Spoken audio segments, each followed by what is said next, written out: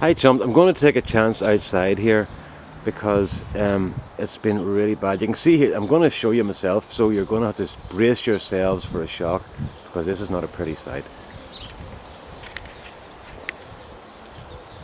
You can see here that I've got my hat on today. It's just been pouring all day long and it's really bad. So I'm going to take this chance to try and get the garden done while I've got the camera in my hand. So enough of me. Strawberries. Oh, I'm going to try and do this without wrecking everything.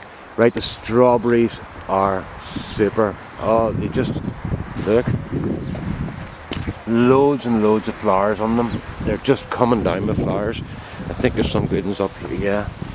Now, last year I took maybe a dozen flowers off all those plants. There's 10 plants there, and look at this year. There's more flowers on each plant than I took off all of them last year.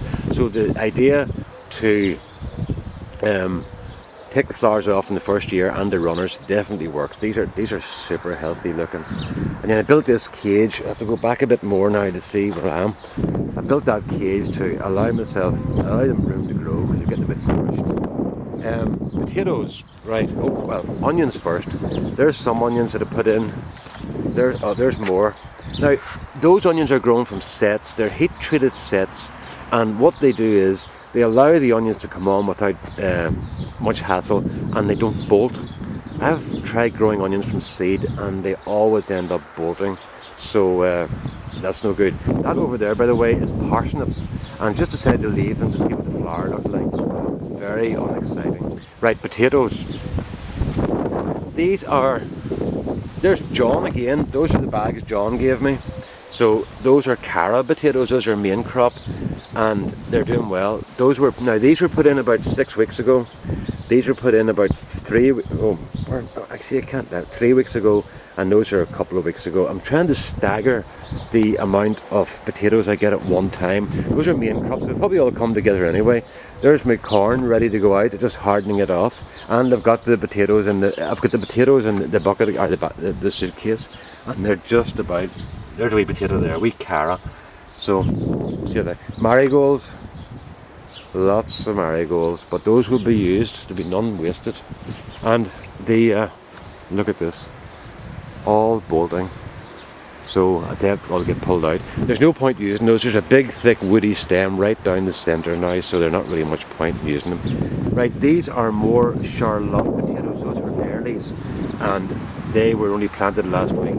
These are Charlottes that were planted about 3 weeks ago, and it's once again trying to stagger it. And then over here, these are all pink fir apple, and those are an old-fashioned English potato. They're a salad potato, and they're very hard to get. It took me a couple of years to find a supplier who did them, but they do seem to do well. You know, they're doing well. And that's just a little experiment to show people that you don't need anything big to grow potatoes. They can do them in a pot, and they do the very best. So those are all earthed up. They're finished.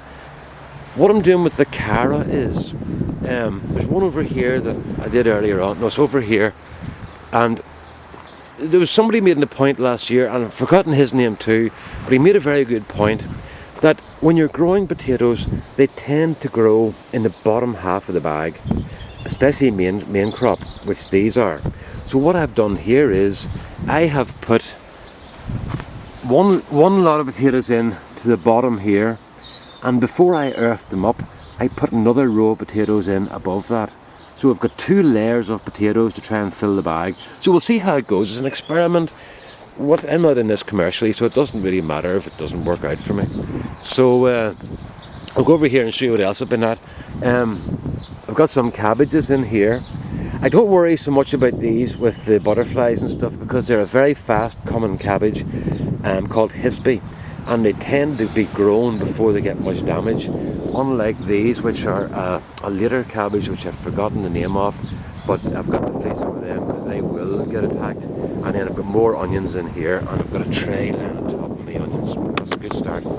So got those in here. So I have another 2 beds sitting over there to go in. My garlic's looking good. I'm very pleased with it. it seems to be doing pretty well. Survived our minus 20 Celsius winter, which I was very pleased about. So as you can see, oh, the rhubarb's over there, just about hanging in. I'm hoping that I'll get the rhubarb in here before long. The pumpkins are going over there, and I've sprayed all that. I don't like spraying, but I do a one-off spray to kill the worst of the weeds, and after that they're a hand weed, but that there's just too much work, you know. As you can see, I've still got a lot of beds to prepare, but we're getting into it. I kind of panic at this time of year about getting stuff done, but it always seems to get done in the end. So that's where we are, folks. Mainly potatoes and onions at the moment, and some cabbages in, and then next week there'll be more. So all the best now. Bye bye.